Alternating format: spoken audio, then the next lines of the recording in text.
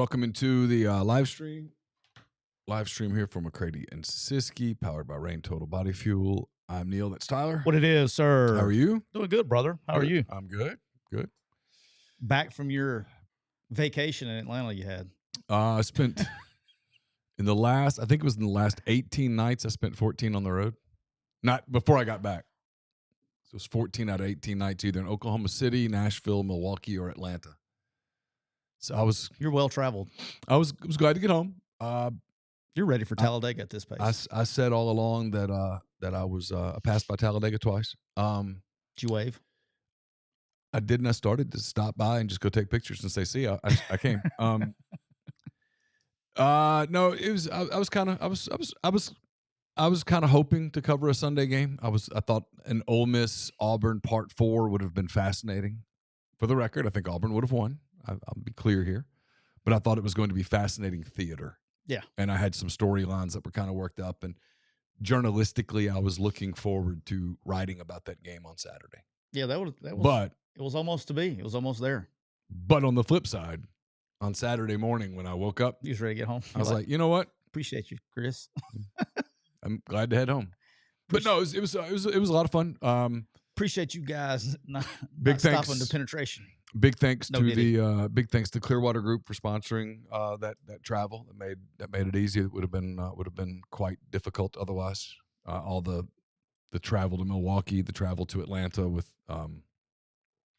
very little advance notice. So you have to kind of pay the prices that are there. You could be down the Riverwalk this weekend with a couple dubs. Yeah, I mean, I never really thought that was a realistic thing, but it certainly was. It's a nice city, by the way. 3.5 minutes to go the other night. I thought, well, this team's 40 minutes. This team could be 40 minutes away, and it was going to be a daunting 40 minutes. Hey, but 40 minutes nonetheless. I've covered upsets before, so yeah. But it was fun. But yeah, good to be back and home for. You got back just in time to start dodging tornadoes again. Is there more storms coming? Yep, Wednesday and maybe Thursday and maybe Friday. Oh, that's great. We dodged them last night. Had them north and south. Oh, really? Mm-hmm. Oh, I didn't know that. Yeah. You know, I'm a weather. I turned into a mini James Spann during tornado season. You like the weather, and I'm getting psyched up for the Karen Reed trial part 2 starting tomorrow with jury selection in Massachusetts. I'm going to have right. I think I would rather watch the women's Elite 8 tonight than watch that. Oh, dude. Can't wait. Karen Reed trial. It's going to be awesome. I mean, got NBA. Is it the drama? I mean, what are you? It's fascinating. What I know. I mean, is it because of your stint on the jury duty? Is that no? I've always liked trials. Trials are fascinating to me. Yeah, I don't have a desire to be on a jury. I don't have a desire to watch. The judge in that case is corrupt as hell. I think the police are involved. I mean, there's everything you could want for. I'll just wait till it comes out on Dateline. Well, there's already HBO already has a documentary on it. On the Karen. What's it called? I'm gonna watch it. I think it's something about Karen Reed, Karen, and then the word Reed, READ. Because you know I'm all about some tempo. She's accused of manslaughter, and they screwed up the jury instructions in the first trial because, according to multiple jurors, they misinterpreted the instructions and actually voted her not guilty of manslaughter. But because of the way that the jury was, it came back because of the way the thing read, it came back as a mistrial. So a lot of people think that constitutionally her rights are being violated. This is double jeopardy. Grind says trials are like social experiments. I like court TV too. So I mean, I guess I got enough of the court stuff like for a lifetime when I was in high school with the OJ trial. Yeah. Like when that was going on, I was a junior and senior in high school. Mm-hmm. Like I got all I can handle. Like I don't need any more. That was court TV before court TV. Do you think that actually inspired like the court TV, like yes. the coverage of that case? Yeah. They kind of did a whole new realm. Huh? Yeah. Yeah. The OJ Simpson story was one that resonates decades later. It does. I mean, it was fascinating. It was a social experiment. I just watched a show on that. I don't remember what it was on. It was on one of the streaming services had an OJ thing. Was it maybe Netflix had an OJ thing? Could be. ESPN did a fantastic 30 for 30 about that day, the day of the Bronco chase. Yeah. All the things that happened on that day. It was wild. I in remember sports. it live. Yeah. Arnold Palmer's last round. The New York Rangers had their big parade in New York. It was game 6 of the NBA Finals. The Knicks and the Rockets, and they were cutting in from the games. Crazy day. Wild times. I've told you the story. I was bartending that night. I was in grad school. I was bartending that night, and I bartended at I say this to people, and they're like, "Oh, it was like a Mexican restaurant." It was, except the bar was almost in Monroe at that time. The bar was almost a different entity, even though it was tied into the restaurant. It had a life of its own. I've never been to a bar at a Mexican restaurant. And this was different. Like, it's not like, because this things I haven't done. This wasn't a Mexican restaurant in the sense of, like, if you walk, okay, this isn't, I'm not saying this in a discriminatory manner, but if you walk into most Mexican restaurants in the South today, most of the people that work there are Hispanic. Okay. And it's kind of there's a certain, you go in, you sit, you eat, you leave. Yes. Fair? Yes. Lots of chips. This was staffed by, frankly, whites and blacks. I don't know that we had a single Hispanic on the staff. Was the food any good? Food was really good. All right. It was popular, but the bar was super popular, not in spite of or because of the food. It was just popular. Okay. It's because you were location was there. bar. So a lot of people would go to this place, and then there was a kind of an old school saloon kind of place across the street. I got you. I'm with you. And so they'd come to our place, and then they'd go late night to that place, and it was right across the street. You were pregame. Yeah, but for the hardcores. Long-term pregame. Yeah. And on that night, the NBA Finals were on TV, and we had people that were there to watch the finals. And earlier I'd had the day shift that day. Okay, so it was Friday, and my Fridays were the same all through grad school. I did the open, so I'd get to the restaurant at 7:30, 8 o'clock in the morning, and I'd prep for 3 hours for the whole day. I'd run back to my apartment, take a shower, put on my bartending stuff, come and work a shift from 11 to 4. Did you get paid for the pregame? Oh, yeah. And it was a lot. I had to meet the box people, had to stock beer, had to make margarita mix, had to do all the stuff. Cut your limes? Cut lots of limes. Cut more limes than you can imagine. I can cut limes in my sleep. No joke. I bet you could. Yeah, cut limes, cut lemons, cut strawberries, everything. Did garnishes for oranges. Had to make pina colada mix. Worked my ass off. But I had it down to a system, okay? And so I'd get there at 7:30. I'd go till 10:30. I stock, run, take a shower, come back, start at 11. And at 4, the evening staff would start to show. Okay. And I don't remember what it stood for, but the word was odal. I was odal. And at that point at 4, I'd go kind of fix whatever, if we'd gotten hit hard Friday at lunch, which sometimes we did, sometimes we didn't. So sometimes on Friday at 4 o'clock, I was out the door. Peace. See ya. Done. Okay. Most Fridays, I was there another 45 minutes doing some stocking. Might need to cut a few more limes. Might need to go load up the super popular beers, which would be Bud Light, Miller Lite, Corona Light, right? I'd stock those back up because we'd gotten hit on those. I might have to make one batch of margarita instead of like 10. Okay. Quick, done, 4:45, out. On this day, the OJ thing was unfolding. Robert Kardashian, the letter. The white Bronco. The Bronco chase had just started. Oh, you get the whole time then. And so they're like, don't leave yet. Because we had a lot of people coming in. And we had a bunch of TVs in there. And we had turned a couple of them to CNN. And back in the good old days. Yeah, we'll start the show in a minute, I promise. We turned some of the TVs to CNN, And we had a couple on the U.S. Open. And so people are watching, and the OJ thing's picking up because most people thought OJ is going to kill himself. I mean, that was the letter was a suicide letter, or at least that's the way most people interpreted it. And so there's a pretty big crowd coming in, and they're like, "Hey, I'll never forget it." They're like, "Don't leave." And I'm like, "I've been here forever, man. I just want to go." Yeah, but don't leave. So I ended up getting called back in. Very rarely happened, but it happened this day, 5:30, and I was there till 1 a.m. And we had this massive crowd come in, and it got pretty racially divided, if I'm being honest, and it got volatile. It was a hair trigger, and damn NBC.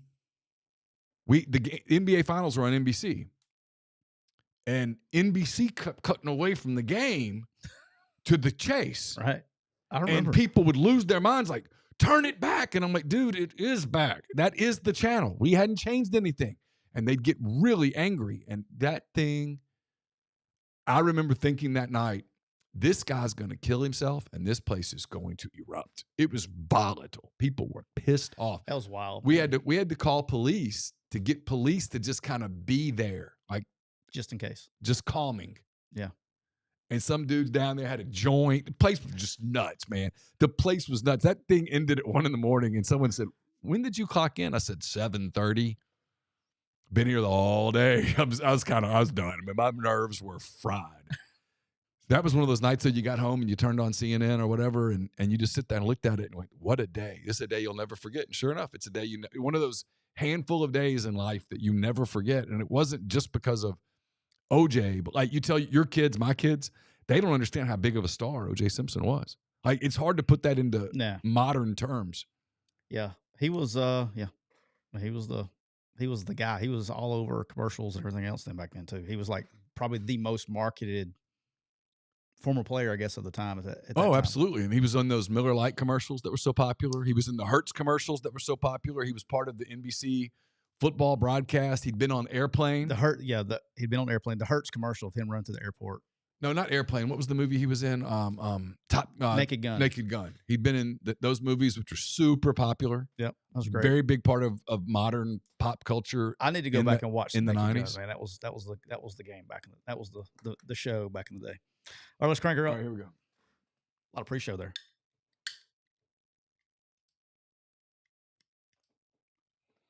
Welcome into episode 270 of McCready and Siskey, powered by Reign Total Body Fuel. I'm Neal McCready. That's Tyler Siskey here on this Monday afternoon. It's the last day of March. Tomorrow you can wake up and say, this is April. But for one final day, you can say, this is March. And we've been brought to you all of March, and we'll be brought to you all of April by our friends at Reign Total Body Fuel. 300 milligrams natural caffeine, BCAAs, electrolytes. Zero sugar. It's got what you need to push the limits and achieve your goals. Check them out on Instagram at Reign Body Fuel to learn more. Scoops. I'm rocking with a kiwi blend. You just did it. You did the Scoops thing. I did. You did. See? I'm trying. Here we go. I'm trying. Here we go. Neal. There you go. I'm rocking. I'm rocking with a kiwi blend. You're going to have to just habits. It's all good. Rocking with a kiwi blend today. I've been going with the tropical for, I don't know, for a while. And the other day, I got a hold of a kiwi blend and just, you know what I tasted for the first time? Little apple, little sour apple. Yeah. This tastes just like a green Jolly Rancher. Oh. Very good.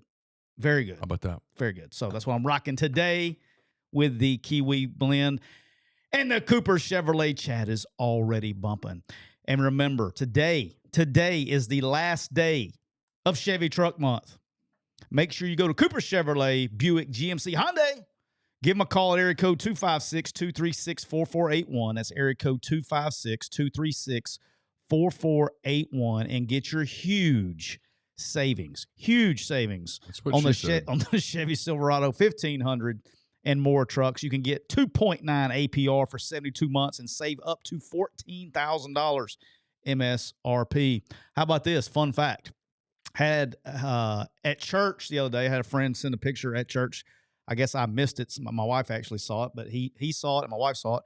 Had a Cooper Chevrolet tag, so somebody recently purchased a Cooper Chevrolet that was in the parking lot at church. There you go. The other day, and sent that to Greg, and he's like, "Yep, sold it Wednesday." So make sure you go if you're looking for a Chevy. Give our good friends at Cooper Chevrolet a call. Area code 256-236-4481. And guess what, Scoops? God dang it! Guess what, Neal? There you go. I'm gonna do it. I'm gonna get better. It's just habit. County Line Campers is the official RV dealer of the McCready Siskey podcast. Spring has officially begun. They just finished their big show, had a great show down in Biloxi this weekend, the RV show. Spring has officially begun, and that means camping season has begun. Head over to County Line Campers right off exit 38, I-10, exit 38 right there in Gulfport, Mississippi, and get to pick out your brand new RV before it's secured up by another happy camper. There's no time like the present to hit the road in a new RV. So come take advantage on the massive savings on all brand new 2025 models. If you're looking for something used, they have nearly 30 pre-loved RVs that still need new homes. If you need new financing, the lenders have arranged a special financing incentives for this month right now at County Line Campers. Make sure you follow them on Facebook, TikTok, Instagram, so you can watch Miss Destiny's walkthrough and demonstration videos on all the brand new campers. I saw they did another couple videos from the show this past weekend. I'm talking about big-time campers. Stop making excuses and start making memories right now with a family that will last for the rest of your life. When you think about camping, think about County Line Campers. Yeah, they had a really good show down there, and I saw on TikTok, all of the videos, the walkthroughs. These RVs are unbelievable, and I can't wait to Talladega because I walked through the one that's taking to Talladega. It's unreal how they're doing these things. So shout out to our good friends at County Line Campers.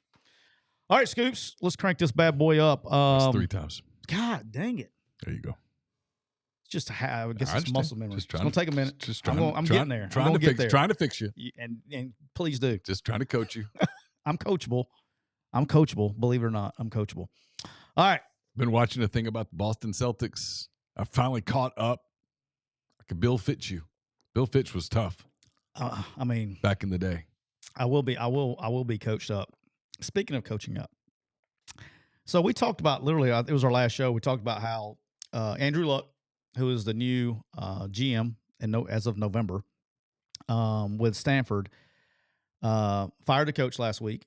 Today, shocker and all the shockers. As a matter of fact, when it came out today at lunch, I saw the tweet. Literally, like I think it said 53 seconds after Brett McMurphy posted it. It's who I saw. Mm-hmm. I sent it to somebody that works with me. I said, shocker. Andrew Luck hired because he's brand new in this college football thing. So the pool of candidates that would be willing to go. Right. I literally said last week, I said, he will end up hiring. I don't know who it is. I said, but he'll end up hiring somebody in the NFL that's out. Yep. That has no job. Who'd he hire? His coach, Frank Reich. Yeah. As the interim coach there at Stanford. Well, and in this environment, it's much easier to get away with the whole interim thing than it was, like, for example, the year that Matt Luke was the interim head coach here where the program was paralyzed.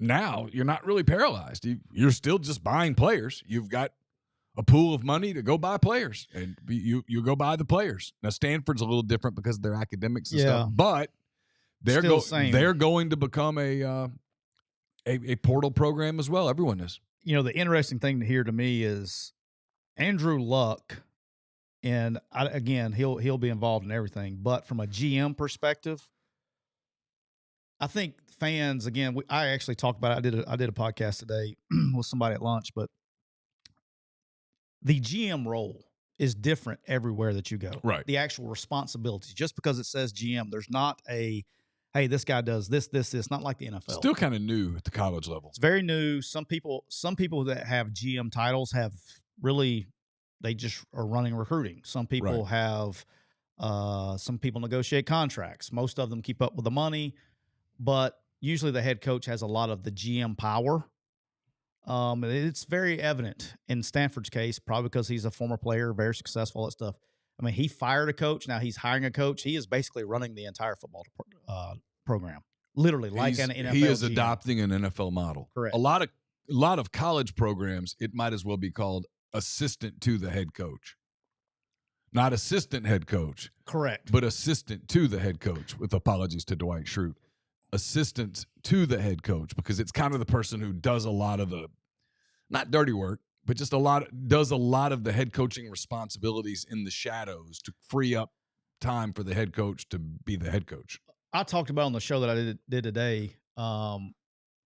This is where it's going. I don't know how long it's going to take for it to get there, because some head coaches, you know them like I do. Some head coaches are going to be very reluctant to give up that kind of power and responsibility. But it's going this direction. There needs to be a separate, in today's world, in particular if we're going to this rev share stuff and however long that lasts, but there needs to be a disconnect between from the GM and the head coach to the player. There needs to be a completely separate relationship. The GM needs to be the bad cop. The coach needs to be the good cop. And there needs to be that disconnect like there is in the NFL. Because I just don't see it sustaining a long time in this world where they're both on the same team. I'm talking about the GM and the head coach.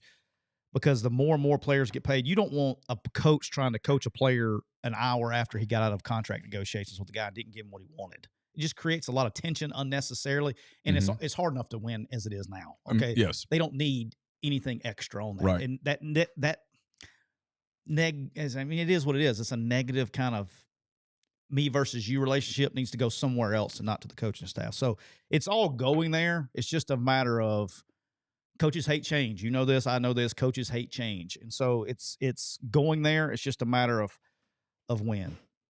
But I thought that was interesting that Frank Reich gets hired. It wasn't interesting. It was just no surprise because of that's who he knows. That was his coach. And looks like they'll be trying to get it together at Stanford. All right. Other things to note. Keni Burns, the head coach, the second year going into his third year, head coach at Kent State, was placed on administrative leave.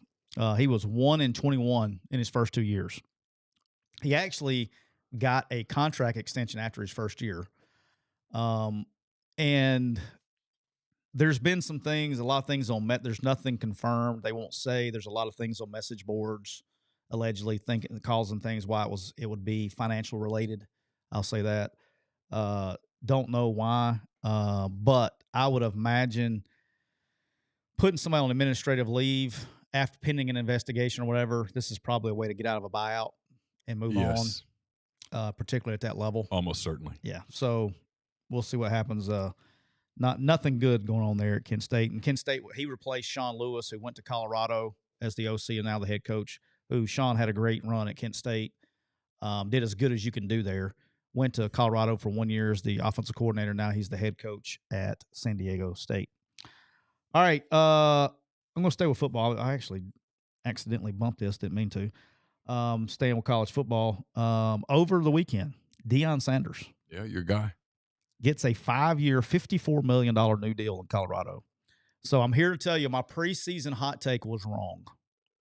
My preseason last year hot take was it was going to be his last year at Colorado. I was wrong.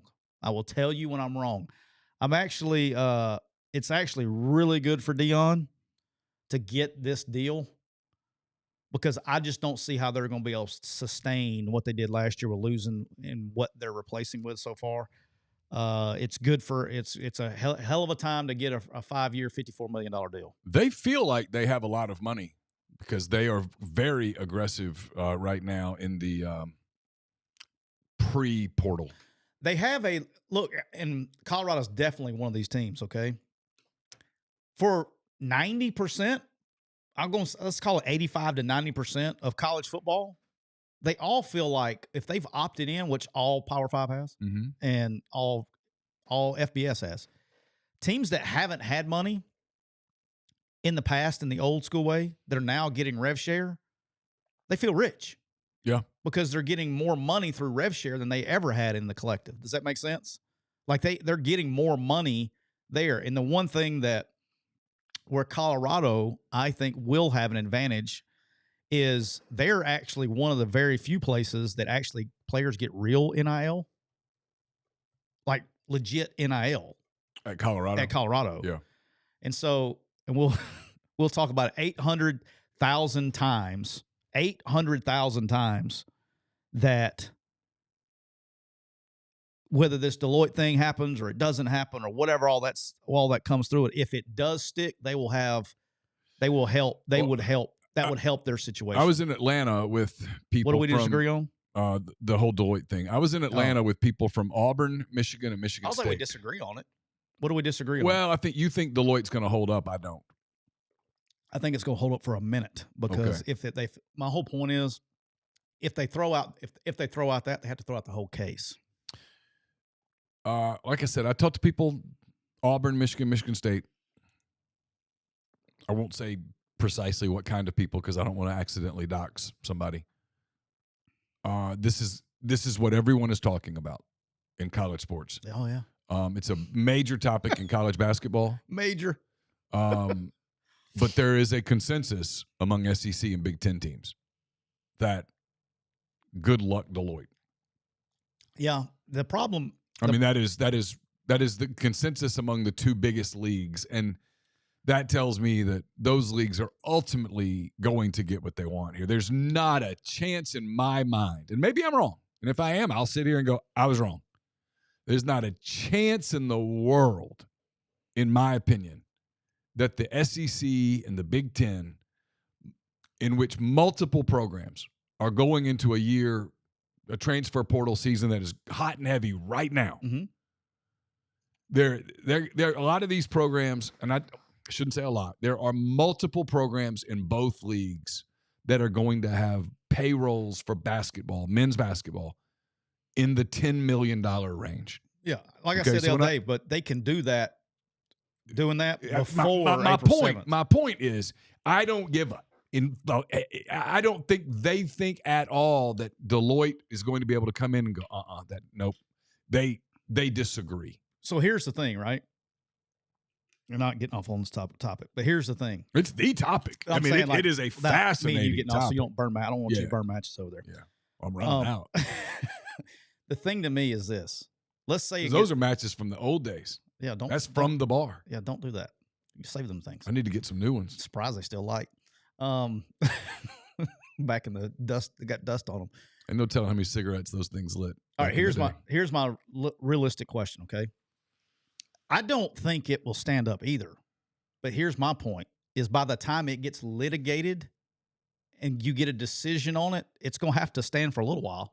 It's going to be what's federally put in law, because that's how the NCAA. That's been my whole stink.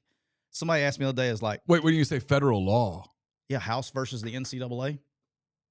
Yeah, that's just not going to happen. But my point is this: is that it still has to go through the litigation process. Right. How long does that litigation process last? It takes long enough for one judge to put an injunction, which is the number one problem, which is what I've been stating the whole time about the break-off, right?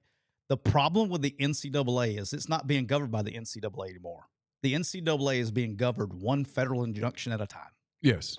I mean, where this is legal. Oh, never mind. It's not. This judge says this. This is legal. No, never mind. This is. Yeah, it's why it's why I don't think. Look, I've been telling people this for a long time, that I'm wrong on this. About I keep saying this system won't hold up. Some kid's going to go to a school, 4 schools in 5 years, 3 schools in 4 years, 4 schools in 4 years. I'm like, fans are going to revolt against this. And then they don't. Yeah. And so everybody went, oh, well, football is so different because it's this big part of our culture. Okay, cool. I'm watching men's basketball. The ratings are off the chain. I was in Atlanta. There were tons of people from Auburn, from Ole Miss, from Michigan State, people just in Atlanta that were there. The arena was packed. The arena in Milwaukee was packed. There were so many people from Iowa State and Illinois spending their discretionary dollars. Forget the rivalries and bullshit. They were there in Milwaukee all weekend long, staying in hotels, eating at restaurants, going to the bars, spending their money, going to the arena, cheering for the Cyclones and the Tar Heels and the Wildcats and the whoever's. It's not going away. And these people are looking at it going, this shit works. We're going to keep doing it. And it's no one's going to go, hey, you know what we're going to do? We're going to let the SEC and the Big Ten sort of de-emphasize men's basketball. Nope. Nope. Yeah. So again, my whole deal is April 7th is a real day. I get and it. It's right. It's down the road, and we don't have anything yet until there's an injunction on April 8th. And so, is there going to be one? Yes. But is there though? Yes. They will find a judge. Yes, 100%. I'm with you, but I'm just 100%. Saying. I'm just saying. 100%. All right, so let me ask, and I'm not a lawyer. Okay, obviously, shocker. Serious question though. Okay, if this gets thrown out, okay, doesn't that throw out the entire House versus the NCAA case? Because that's kind of a part of it. Yeah, a lot of people Can just you throw out pieces of it. Yes, a lot of people just at the end of the day don't think it's going to hold because you talking about the House case, the or you talking settlement, about the settlement, the settlement, not the case itself. The case itself was litigated and they tried to settle it, but the settlement includes provisions for people that never agreed to the settlement. Oh yes, 100%. Right, so it's not like a plea bargain or a civil settlement, right? So that's what I'm so confused on is that's already being the petitions and all that stuff that's part of this is already being heard in this deal. But there's some 16-year-old basketball phenom out there who did not agree to this. Oh, you know how I feel about it. The next Cooper Flag didn't agree to this. Yeah. And so when he goes, bullshit, he's going to win. It wasn't agreed to by all parties. 100%. Yeah, I don't think you and I you and I don't disagree on this at all.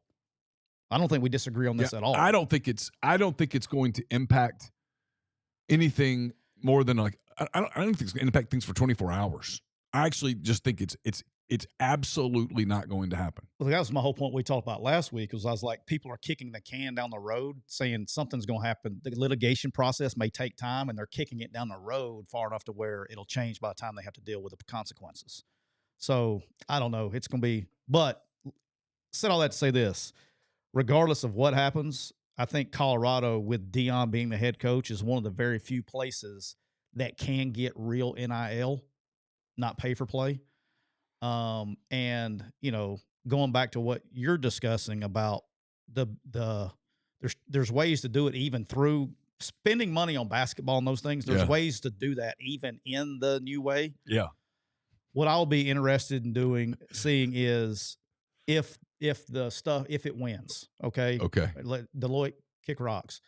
I'll be interested to see, does that pressure, now you're throwing out the whole suit. So now can we still take the pressure off the fans and still pay out the athletic department, just say screw the caps? Oh, I think the athletic departments are just determined they're going to just pay. Yeah, that's what I'm saying. Yes. Like, you're screwing the caps. We're just going to pay. Yes. Not put the pressure back on the fans by adding, we need $20 million in the collective plus this. Oh, I think they're just going to I think ultimately, in an ideal world, if they ever could get to this place where I think they've found a way to have federal oversight where they could unionize and collectively bargain, but we're just nowhere near those things. And so what you have instead is you have guys going into the portal right now in basketball today who are going to get seven figures. There's a going up. I was listening. It was on Wednesday, and I was driving to Atlanta, and Tom Crean, who I think is doing radio for Westwood One, the former Marquette coach, former Indiana coach, former Georgia coach. You can question how good of a coach he is. What you can't question is how connected he is. He's very connected. He was talking about prices in the portal. He was talking about $1.5 million for post players, $1.5 million for point guards. I think he's right. That's per year. You're not going to ever be able to go, hey, you know what? We've come up with this legislation that's going to kick that down to $150,000. Good luck. Good luck. Brother, that's going to be like... That's not happening. Once you start paying at that market, that's the market. And guys can get that. And so the moment that you go, no, we're going to have this legislation that we just kind of created out of the blue that's going to cut the market value by 90% because Deloitte said so. Good luck. That's all I'm saying. Good luck. Where my frustration, just so everybody knows, including you, let me tell you where my frustration lies. Because I don't care what the rules are. I don't care. No, I don't care if y'all want to have $100 million salary cap or a $1 million salary cap. I don't care if we're going to have Deloitte or we're not going to have Deloitte. I don't care if there's collectives or not collectives. I don't give a flying shit about Grind's that. right. Tahad Pettiford.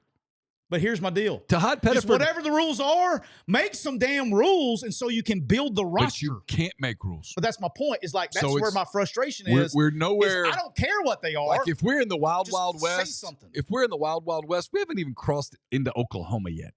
We just got past the river. We're nowhere near the Pacific Ocean in the wild west. We're just getting started. So frustrating. So I mean, when you're trying to like build a roster, and that's like it's very frustrating. Like there's no schools are going to have to make decisions. A great example, every school that you go to, when you're building a roster, every single school, there is a path to success. Okay, there is a path. Every school, I've told you this before off air. Every school is completely different. Sure. Okay, what we had to do here at Ole Miss to build a roster is completely different than what we had to do at Ole Miss. That at Alabama, completely different. Arkansas State, whatever. There is a path forward. But you can't. Here's what frustrates, and this is why coaches are frustrated. It's not because the players getting paid $10 million. I don't care. To get them all the money they want to give. I've never had a problem with the money. Just set the damn rules. Let's make some rules that we can follow for a length of time to put together a roster. Because once you start down a road, okay, once you start down this road, you have to you have to kind of stay on that road to build a program. And like, you look at football, and I made the joke where we've come so full circle in football that people have gone from making fun of Dabo Swinney for how he did his roster to now it's probably he's going to come out of this thing smelling like a charm because now it's the right way. Teams that have built their rosters off of the portal in football. I'm talking about basketball. I think it's a completely different entity. But teams that have built their roster on football, you look up this year, well, teams got rev share and got a little money, and so they were able to keep their players, and so the quality of player in the portal is not what it was a year ago. Right. And so now they're in panic mode of trying to get players. Now, the guys that go in the portal getting overpaid because it's supply versus demand, right? Yes. And so you've gone this full circle in how many years? What, 3 years? Realistically, 3 years? About 3. Mm-hmm. So we've gone this full circle to where somebody that people were laughing at is now looking like a charm. Sure. And the people who we were like, oh, this guy's got it figured out. Now all of a sudden, it's going to be tough to replace when you start losing all those pieces. And we might be there. We might be getting there with basketball right now. I just don't know about basketball. This is the first cycle that's going to be fascinating because this is the cycle where the prices are just taking off. Yeah. Like coaches around the country are all saying the same thing. And when they all start saying the same thing, it's right. And so what you've got is guys like Yaxel, I can't think of his last, Lindenberg is I know you're talking at UAB. Yeah. Who's second round pickish. He got in the portal today. Now, he can still go pro. All right, how does that work? I saw that. How does that? He just basically he can't sign it, or can he now? Can he sign it with an agent? It used to be you couldn't sign with an agent. You could go through all the pre-camp stuff. Yeah, I'm not really sure exactly. Yeah. He can go through the camp stuff, and then he has a date to either declare or come back.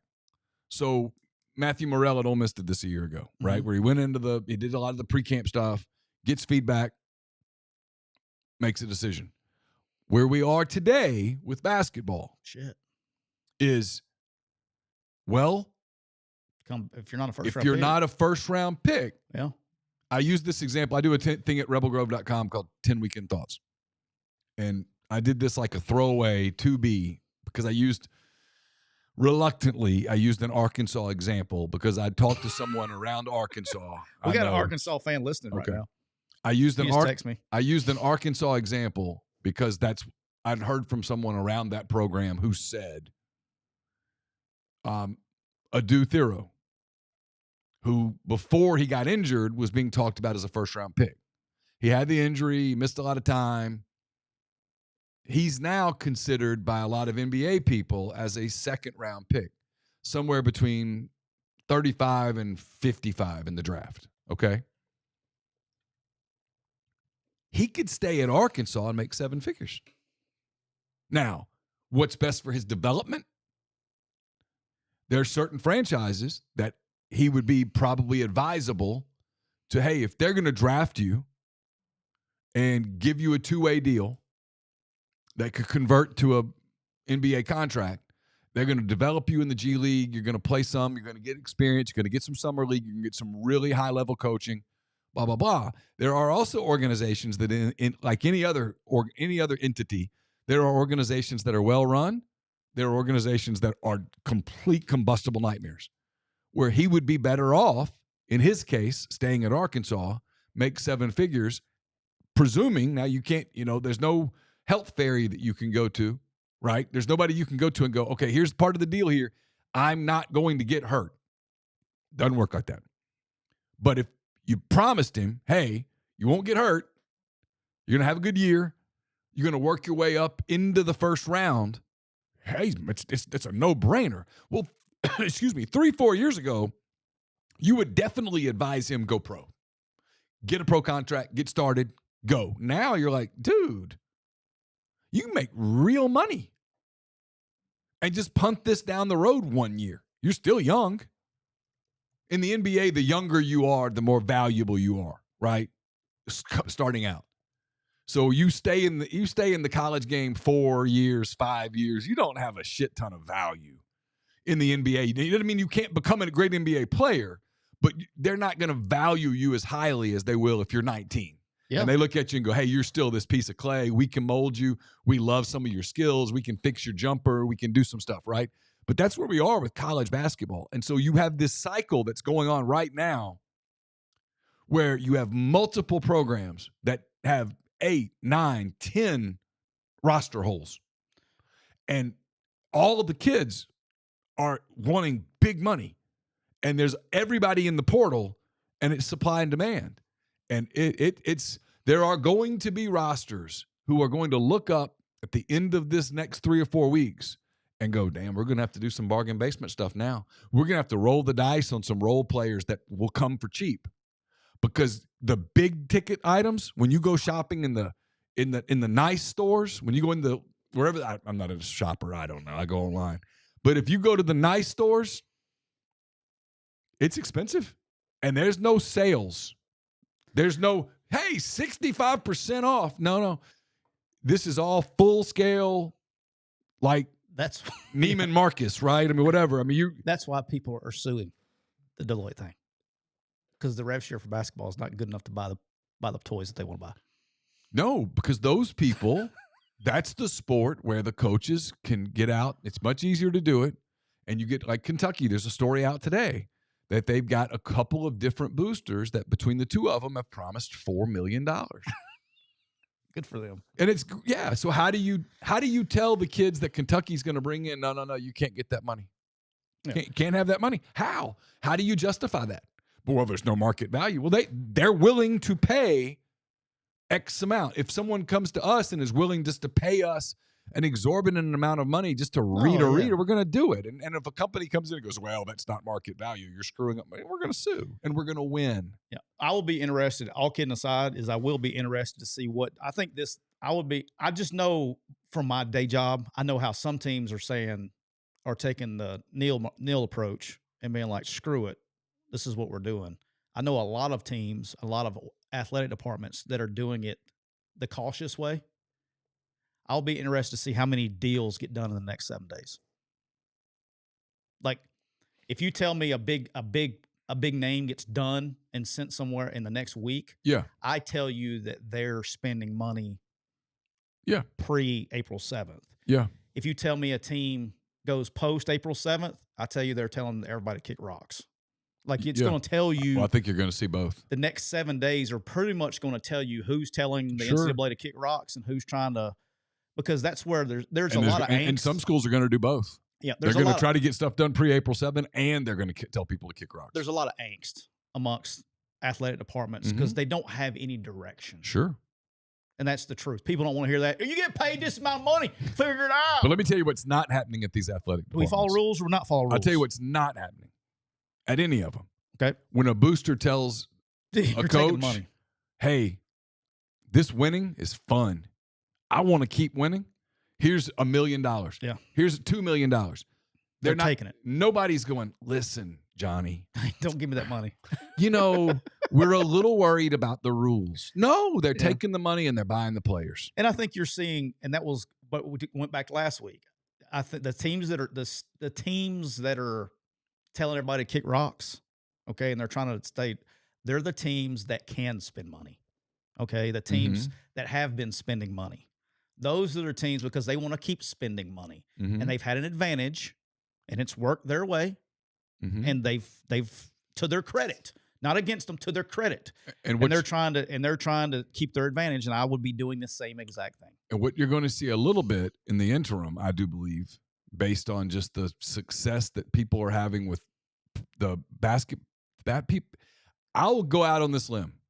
This is a hill I'll die on. Okay, I like these. I like these hills you're going to die on. And not many of them in college sports that I'll die on. I'm like, whatever. I don't know. I don't know what I'm talking about. I do believe that the NCAA basketball tournament for the fan is the most fun fan experience you can have. Oh, yeah, I'll agree with that. And so coming fresh off of it, right into the portal. It's hot. And I do think a handful of schools are starting to look at this thing and go, all right, let's get real. You have that real moment when you look in the mirror and you go, God, I need to lose weight. I need to whatever, right? I think some of these schools, SEC, Big Ten schools included, are starting to look at it and go, you know what? We can't punt football. We got to be competitive. We got to look like we're trying. But we ain't winning. Well, that's a perfect tee up. And then they're looking at it and going, but you know what? This basketball thing, we're pretty good at it. And if we'll spend just a little extra, add that one more shooter, we can make that deep run. And hey, I know Auburn's a football school. I covered Auburn for a long time. Worked in that state for a long time.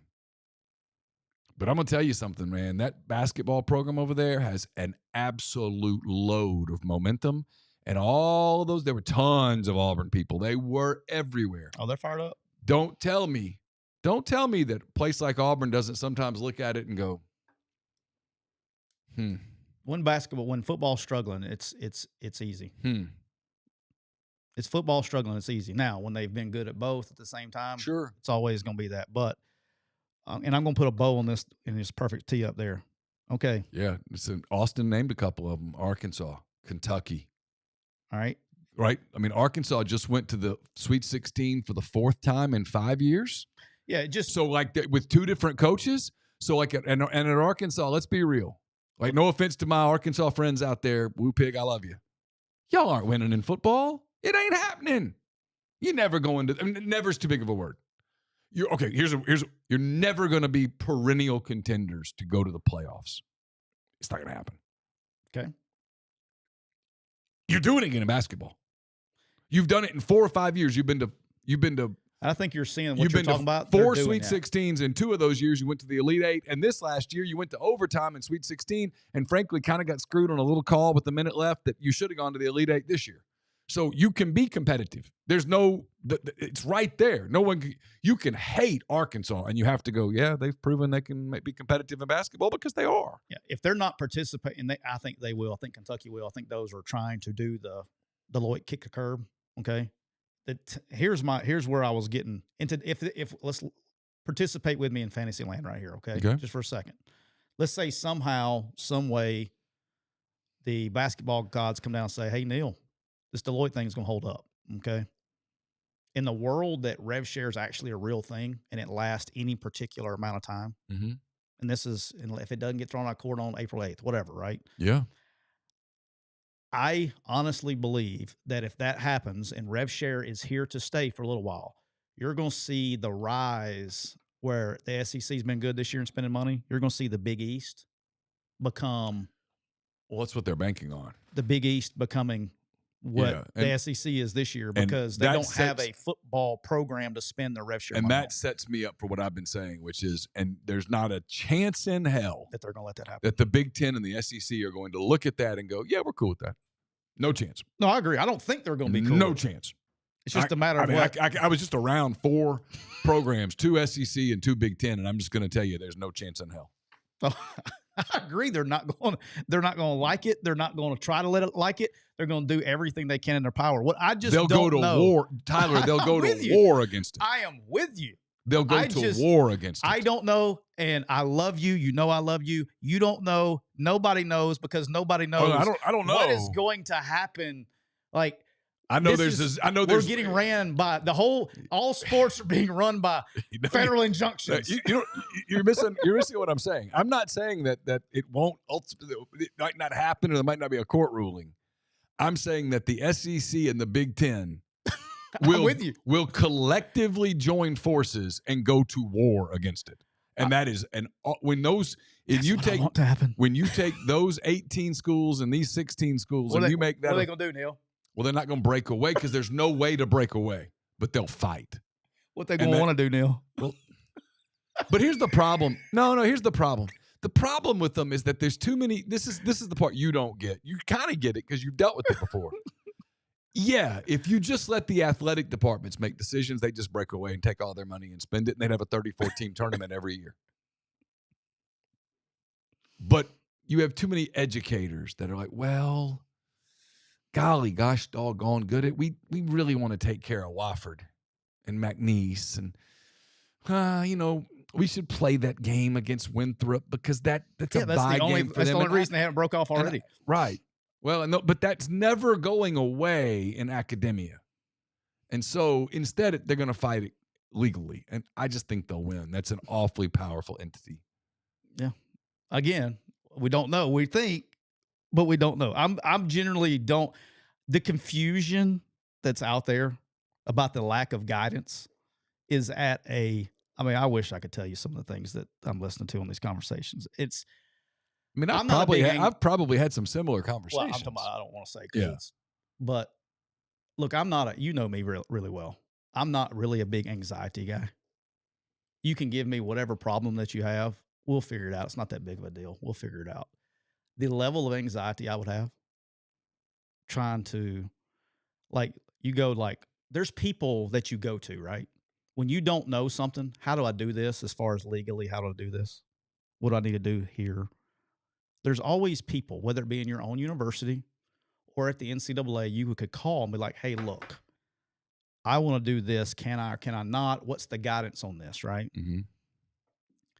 Every one of those people that are running athletic departments and building rosters have made those calls.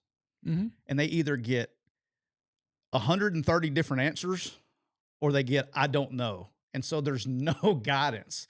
And it's like, wait a minute, what if I do this? Well, you can do it, but if this happens, then you'd be in violation. But let's be clear. Well, if you can do that, but if you do it, you'll be in violation. How many people in those athletic departments have either the guts or the power to truly stand up to the head football and head basketball coaches at those schools? Well, that's not what I'm talking about making a decision. Oh, you talking about from the GM's perspective? Or are you talking about from anybody's perspective? General.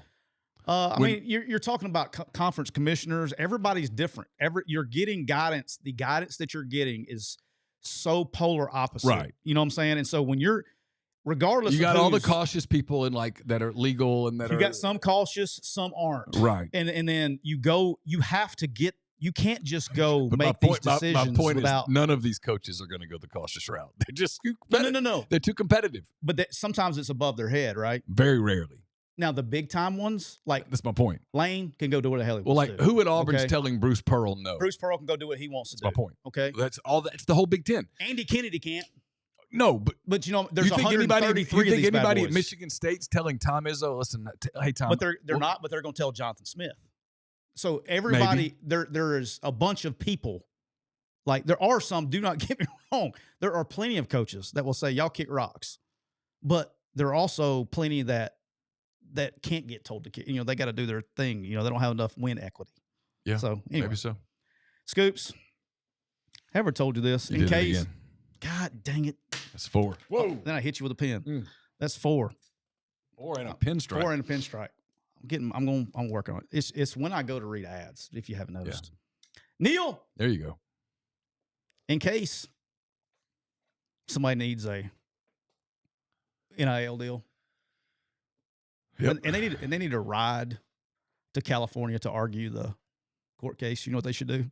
Go to Kia of Meridian. Mm-hmm. Kia of Meridian. I was trying to think of something to lead into it. It's the best I came up with. Not very good today. I'll grade that a 2 out of 10. Neal, Kia Meridian, big savings are happening right now at Kia Meridian. You can get $10,000 in rebates and 0% financing on select vehicles. Plus, for a limited time, we're matching your down payment up to $2,500. That means more money for your car all month long. Don't wait. These deals won't last long. Mm-mm. Visit Kia of Meridian, where great deals drive home with you. Make sure you give them a call, area code 601-483-6444. That's area code 601-483-6441. I drove past a Telluride coming into your neighborhood today. Mm-hmm. And Neal, I caught myself. That's better. I get 0.1 on that. There you go. Neal, when you purchase a Kia of Meridian, do you know what you get to do? Spin the wheel. Spin the wheel! Absolutely. And win awesome prizes like a PS5, an Xbox, a TV, and more. So make sure you check out our friends at Kia of Meridian. We are also brought to you by Parish Brewing Company. If you're looking for a nice brew this time of year, April right around the corner, spring is officially sprung. Be a great day to pour a nice Ghost in the Machine into your glass, sit back on your patio, listen to the birds chirp. I made the mistake this weekend. On Saturday, we turned on I was trying to watch a little college baseball, trying to get into it a little so I can talk about it on the podcast as we get into baseball season. And I was flipping around. I'm a little down on the SEC baseball, by the way. I share that opinion. Anyway. Go ahead. I'm sorry. We'll talk about that later. We watched some of Arkansas Vanderbilt. Caroline was home. She goes to Arkansas. And the Vandy Whistler was going. And I can't whistle like he does. But he's like, yeah. Well, yesterday, I'm out. What if I just start doing that? Don't stop. Yesterday, I was out in the yard helping Laura with some stuff. And there was a bird, and I swear to you, I kept going, wait, are you watching a baseball game? I mean, I couldn't separate the Vandy Whistler from the bird. Okay. The bird sounded exactly like the Vandy Whistler. What kind of bird is that? I don't know. That's pretty impressive. Yeah, Laura was like, I don't think I've ever heard that bird before. And I'm like, well, it's a Whistler bird. It sounds like the dude at Vanderbilt. Anyway, if you're outside and you want to either watch baseball or you just want to listen to birds, pour yourself a Ghost in the Machine, pour a Dr. Juice, Cane Break, nice wheat beer right now. You could put a little orange in that, be perfect. All of that made by our good friends at Parish Brewing Company. Wherever you look for beer, look for Parish Brewing Company. We're also brought to you by Easy. Easy is a vitamin-infused sparkling water. It's guilt-free, alcohol alternative. It's a natural way to relax and unwind. It's all natural. It's made with real fruit, no added sugar, low calorie. It's gluten-free. I had a mango last night. There you go. 1 12-ounce can of Easy has 3 milligrams of vitamins. And with Easy, it's easy to avoid the gummy scare. You can control your experience. So change the can, not the ritual. It's easy. Visit Easy, and then there's a 4-letter word. Easy. 4-letter word, starts with an H, ends with a P, includes a in between. Co.com to view the Easy Finder to find Easy near you. Easy is Farm Bill compliant with vitamins that are derived from extracts, 3-letter extract / another 3-letter extract. It's Easy's for people 21 and older, and we encourage you to enjoy it responsibly. Yeah, we got somebody listening. I'm not gonna dox him. He was texting me a minute ago. We got somebody that's listening to us right now that's on the IR, that's injured, down for the count for a minute. Needs to try some of that Easy and get your mind right. It'll get you. I have. How about this? I have, and you know me because I've been in here before. I can't move. I have not had a single back or neck spasm. How about that? Since I've partaking in the easy. How about that? Little mango, get your mind right. Yeah. We'll get your mind right. All right. Before we close this thing up with basketball. All right. Did you see the? I'm sure you did. All the scuttlebutt about the Yankees and the torpedo bats. Oh yeah, yeah. There's more and more major leaguers are coming out today, going, yeah, we have people on our team using them too. This is not exclusive to the Yankees. Well, I was just imagining some guy at the baseball fan after the Yankees hit. What, they hit 20 home runs over the weekend total? Something crazy. I imagine some guy making bats. Hands are bleeding. He's been up all night. It makes sense. It's kind of surprising of a sport that's been analytical for as long as it's been, that it took this long to get to it. But if it works, it works. Do you think it's the actual bats, or is it the person swinging the bat? Because Aaron Judge is going to hit home runs regardless if he's using a broomstick or not. Do you think do you think this is actually a thing, or do you think it's the person swinging the bat? Oh, I think it's both. I think there's obviously some physics involved. They've moved the Sweet spot to correspond with the player's swing. Yeah. That way you're not asking a player to change his natural swing, because I can't imagine doing that while someone's throwing 97 miles an hour torpedoes that are moving and diving. And so I think it's that. And I just think this is technology advancing with sports. To me, it's no different than like golf. Okay. If I name me a top golfer. Taylor Moore. If I give Taylor Moore an average club, he's still going to be a very good player. He's going to beat us. Right? But if I give Taylor Moore a state-of-the-art club. Pings. That is built. It's his sponsor. That is built for his swing, he's going to be even better. Right? We're about to find out, because I just got me some new golf bats. That were tailor-made for my swing. But I mean, right. If he goes and just buys him some clubs at Dick's Sporting Goods, just some clubs, and then he plays a round of golf at pick a course, any course. The Oxford Country Club. He goes to the Oxford Country Club. Shout out to Kyle. All right. And he plays a round of golf with a bag of, God, every time I watch the Kevin Durant sprained ankle, my ankle hurts. Still haven't watched it.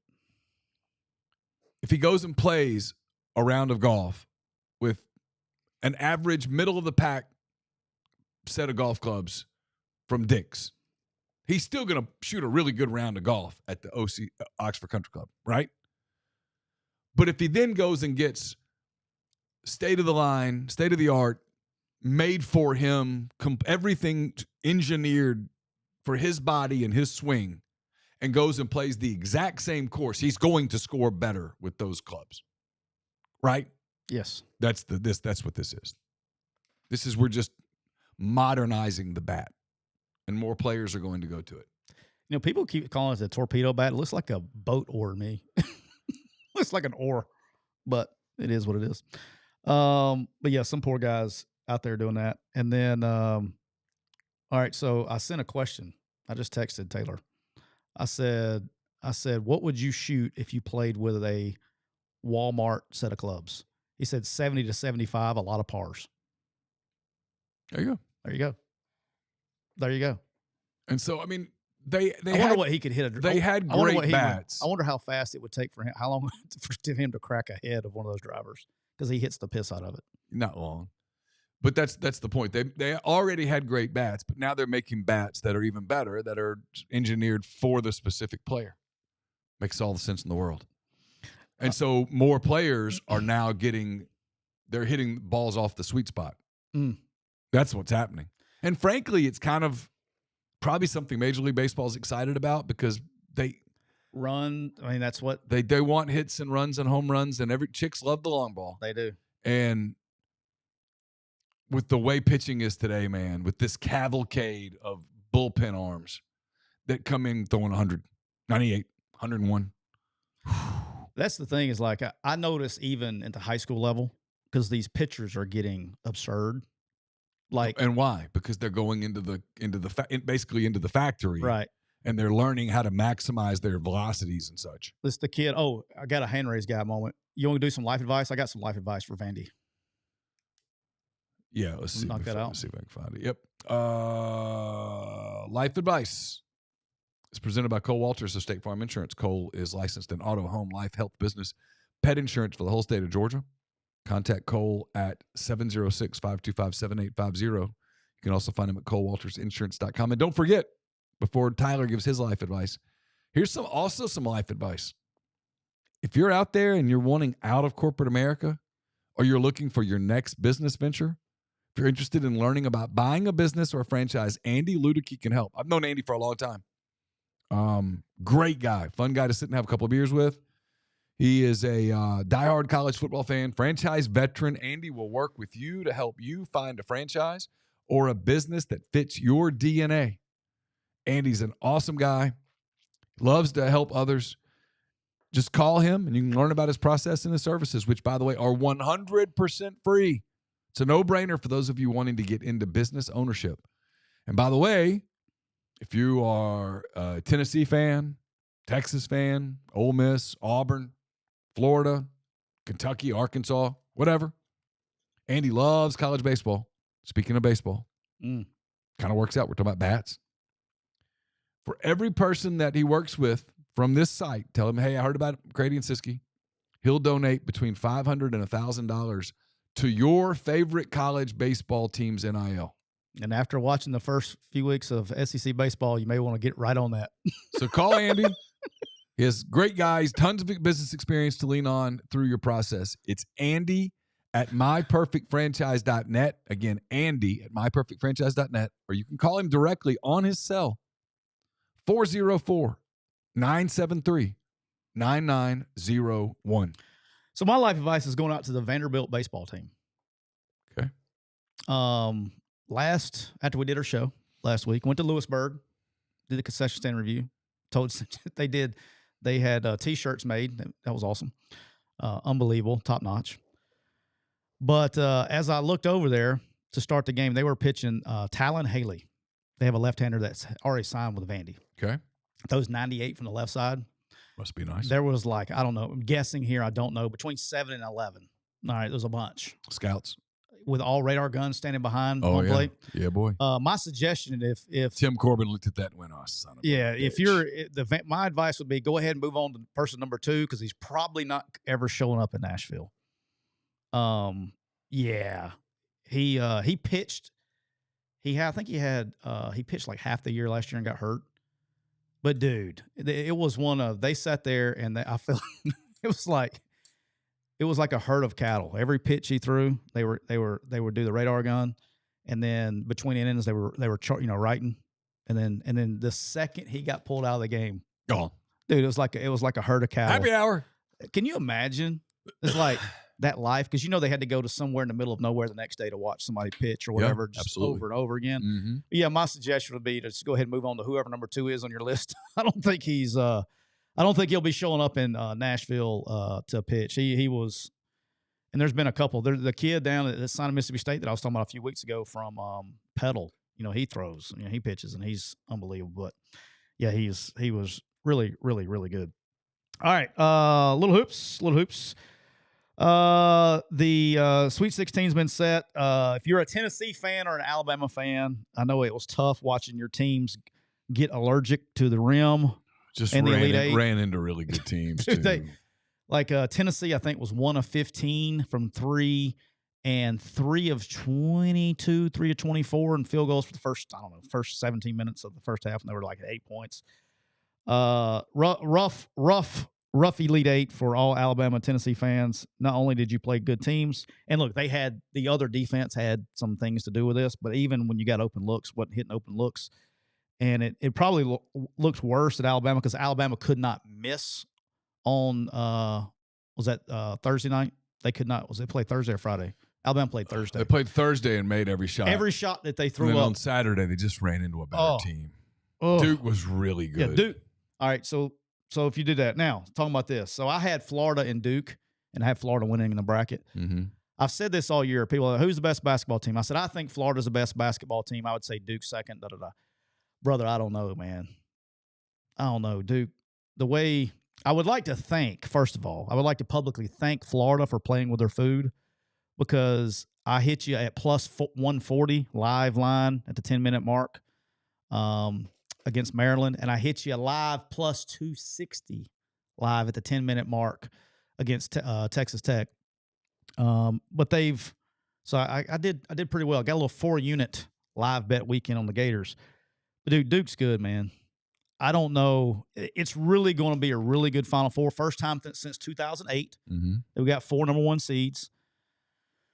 And I think both games are going to be very interesting. I do like Duke over Houston. The Auburn-Florida game is going to be very interesting. Florida has been playing with their food a little bit. Do they do the same thing against? They obviously know each other. They only played each other one time this season, so that's going to be interesting. But Todd worked for Bruce. They're going to know each other incredibly well. Who knows? I mean, flip a coin. Florida's not playing great. Florida's played with the fire. Auburn has looked really good the last few games. The thing about Florida is like, dude, they're never out of it, man. No, they're really talented. They got bailed out at the free throw line, though. They did get bailed out at the free throw line because they have the bigs that give Auburn problems. Texas Tech 2 straight possessions when they made their run to come back. 2 straight possessions on one-on-ones. They missed the opening end of the front end of the one-on-one both times. So they got basically stops with missed free throws when they made that run to come back. And then Clayton was – Texas Tech had a weird tournament, didn't they? And they were done Thursday night. They were finished. I know. And then they came back and got it. I jinxed the hell out of them. And then on Saturday – I thought they on Saturday I thought they had it, and then they lost it quick. Well, Thursday night they physically dominated Texas Tech for 37 minutes of the game. Arkansas, yes, yeah, and then just until they didn't. The jump ball. It was like two different games. If I were an Arkansas fan, the jump ball call would have driven me crazy. Oh, I had to go back and remember. Watched a lot of hoops. Minute 7 or so left. Arkansas's up 6. Texas the rebound. Texas, yeah. Takes the 3, and then the one guy you want, if you're Arkansas, the one guy you want with the ball in your hands right there is John L. Davis. He gets the rebound, and they just reach in and they call a jump ball right away. I'm like, whoa. They called a quick one yesterday, too. They did. They called a quick one yesterday. Who was that on? What game was that? Was it the Auburn game? I thought it was the Tennessee game. No, whatever it was. They called a quick one yesterday, too. But, yeah, man, I don't – my head says Duke's going to win it. It is my knock on the college game. It's been my knock on all college games, football, basketball. Frankly, it sometimes makes college baseball unwatchable. Okay. This is true. Okay. I like where you're going with this. There were some Ole Miss people that got worked up about it on Friday night. I understood why on a couple of calls. But I kept wanting to go, I've been saying this all year. When I said this earlier in the year, people got mad at me. The officiating at the college level is so inconsistent that I don't know how sometimes fans don't just lose their cool. Sometimes they let you play on defense, sometimes they don't. Yeah, and then you'll watch who was I watching? It was an Ole Miss game. Ole Miss was playing. Was it when Ole Miss got in foul trouble tonight pretty quick? No, this was a baseball game. Ole Miss was playing somebody. I can't remember who it was. But good God. Both teams, Ole Miss got hurt with it, and then their opponent, I can't remember who it was. Maybe it was Missouri. I don't remember. The ball's barely off the ground. Strike. And then they're all over the place with the strike zones. I don't know. To me, literally, it gave me like the heebie-jeebies. I couldn't watch it anymore. I'll give Major League Baseball this. They don't miss many ball strikes. They pretty much get it right. Yeah, they do. They're good. They're really. Except Angel Hernandez has brought down he brought down the number for a long time. But like everybody else is like, if you go back and you look at like they have the umpire grades, you can see them on Twitter. Yeah, guys are missing 2, 3 a night. Like they're barely missing calls. I got to tell you a funny one. Major League Baseball. There are some Major League Baseball umpires who will miss 1 call in a game. Like that's phenomenal. And when they miss, like it's just barely. It's just barely. And the college game, man, I can't even imagine what the chart would look like. And so you get these basketball games where all of a sudden, it's crazy. All of a sudden, you're calling touch fouls. You weren't calling them for 20-something minutes, and now you're calling touch fouls. And then you get in the last 2-3 minutes of the game, and you either do one of two things. You either all of a sudden crack down on the game, or you completely swallow the whistle. And it's like Just have some. I'll give NBA this. It's one thing that I'll give the NBA. The officiating is so good when you consider how talented and big and physical the players are. They control the game. I know there was a crazy game last night with the brawl and stuff, but by and large, they control the game much better, and the games have flow. Man, some of these college games, they get no flow because the officials lose the games. It happened in I'll give you a great example where it was a big deal. Arkansas St. John's. Everybody got in foul trouble on both teams, and I was in the room in Milwaukee, and I was watching. I was like, yeah, everybody came to the arena to see the refs. Yeah. Everybody, you should have known that game was going to be physical going in. All right, I got to tell you one that, every once in a while I'll see something. You just reminded when you were talking about baseball refs. Every once in a while I'll see something that I've never seen before. I saw something in all my years on the planet I've never seen. It involved my son on Friday night. Mm-hmm. So there was no outs, runners on first and second. Okay, Brock was on second base. Okay. All right, no outs. And the guy at first missed a signal or whatever. He thought it was a double steal. Brock doesn't go, and the guy at first base takes off and gets in a rundown. And so Brock's in this thing to where, and it was a strikeout, okay? So strikeout. Okay. So he struck out, so now there's one out. Brock doesn't go, runner at first, and they start getting this pickle thing, and Brock's trying to figure out, can I get to third or whatever? And so finally he figures out he can't get there, so he just goes back and stands on second. Then the runner at first ends up trying to go back to first. Okay. And they tag the runner at first. So Brock, there's two outs. Brock standing on second base. The umpire in the field has no clue. Okay. I mean, it's zero clue. Okay. He calls them both out at second base. How? Were they ever on? They were on the base at the same time. Well, then only one of them's out. Correct. It's Brock. Brock would be entitled to the base because it was his base. That is the correct call. Right. Okay. Everybody that played baseball for 5 minutes knows this rule. Okay. Yep. Apparently, the umpire in the field has not played baseball for 5 minutes. Probably not. He did not know the rule. All right. So he calls them both out. Okay. This is where it gets fun. He calls them both out. Cade, our coach, the head coach, coaches third base. He goes on the field to argue the call. Okay. Brock will not move. He's not moving off second base. Which was the right thing to do. Even after Lewisburg throws the ball to the ground by the mound, they are off the field. Okay. Brock probably should have taken off and scored. Gets better. Brock is at second base. He will not. He's the only person left on the field. Okay. Literally the only person left on the field. Okay. All right. Cade comes on the field. This happened in a high school baseball game in 7A here in Mississippi. All right. Cade comes on the field and the umpire and him start arguing or talking, whatever. They are in a face-to-face conversation. Uh-huh. Just left, as you're looking at it from the stands, just left of the pitcher's mound. Okay. Okay. Third base side. So what does Brock do? There's no one on the field. Brock starts taking off running to third base. Uh-huh. The first baseman is running off the field. He's like the only person. He picks up the ball and throws it to the left fielder who's coming off the field at third base, and they try to make a play at third base. In the middle of arguing, he is face to face with his back turned, talking to the coach. Did the umpire ever call time? I don't. Who knows? Okay. All right. That's details. So they're sitting there that talking. Would be an important detail. At the this head point. coach and the umpire are face to face talking on the field. And there's a play at third, and he kind of trying to look. Brock's already on the bag, and he looks and he goes, "You're out." I mean, he's arguing with a coach face to face. That's true. If you're Cade, you're like, you're going to have to throw me out. He turns around, and he goes, "You're out." And then Brock was like, "No, not out." Brock doesn't get off the base. So then they really run off the field. Then Brock runs and scores. So then Brock gets up and scores, and I'm like, Brock's just being petty. He gets it honest. Yeah. Okay. He's just being petty at this time. But he's technically, unless time has been called, he's technically right. Yeah, but he just got called out third, which he wasn't. It wasn't even close. The guy didn't even see it. His back was to the play. He just turned around and looked, and Brock's like standing on the base. The tag has already been applied, okay, which he wasn't out. If that was the actual call, he never saw it. Right. Because his back was turned. He just looked over and goes, "You're out." So Brock being like, this is where I yelled at him. I said, "Don't do that." He gets up, and then the home plate umpire, he goes, "That's Brock knew the rule." He goes, "That's my bag." He goes, "I got you. I'm going to talk to you." So Brock goes, and there's nobody on the field. Brock goes in second base and just sits down on second base for like 5 minutes. This is great. This game stopped for like 5 minutes. Is Cade losing his mind? No. I mean, he was. However, he does it quietly. He wasn't making the show. Yeah.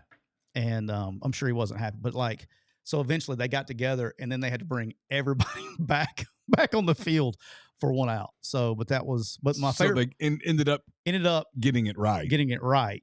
But my favorite part of the whole deal was that the head coach and the umpire were arguing on the field as there's a play. And there's nobody. Base. Everybody's off the field. That's except great. for the pitcher who goes by, picks up, and he doesn't see the call. His back is to the third base. You're out. And he turns around, sees like commotion, and goes, "You're out." So yeah, that's something I've never seen in the history of baseball. That's there you fantastic. All right, we'll be back on Thursday with another edition of the show to be brought to you by our friends at Reign Total Body Fuel. 300 milligrams natural caffeine, BCAAs, electrolytes, zero sugar. It's got what you need to push the limits, achieve your goals. Check them out on Instagram at Reign Body Fuel to learn more. We're also brought to you by our good friends, Trav, and all the people down at Kia of Meridian. Big savings are happening right now at Kia Meridian. You can get $10,000 in rebates and 0% financing on select vehicles. Plus, for a limited time, they're matching your down payment up to $2,500. That means more car for your money all month long. Don't wait. These deals won't last long. Visit Kia of Meridian today. Kia of Meridian, where great deals drive home with you. Give them a call at area code 601-483-6444. And don't forget, when you buy that Kia Meridian, you get to spin the wheel and win awesome prizes like a PS5, an Xbox, a TV, and more. So check them out there at Kia of Meridian. Also brought to you by the official RV dealer of McCready and Siskey, County Line Campers, located right there off exit 38 on I-10 in Gulfport, Mississippi. There's no time like the present to hit the road in a new RV, so come take advantage of massive savings on all new 2025 models. Matter of fact, Rob and all the people, we're going to have a County Line camper at Talladega, so you can come by and see that one, see all kinds of stuff down at Talladega. These guys are awesome. If you're looking for an RV, new or used or pre-loved, make sure you go check out County Line Campers. You can go on Facebook, TikTok, Instagram, and watch Miss Destiny's walkthrough and demo videos of all the brand new selection they have. They're awesome. It's kind of become like my guilty pleasure on TikTok is just to scroll these videos. It's like watching Home and Garden TV. So when you think about camping, think about County Line Campers. And then these great hats that they got. Check these out. Make camping great again. At County Line Campers. That's all I got, boss. There you go. We will talk to you guys on Thursday. Thanks for everybody in the stream. Talk to you soon. Bye.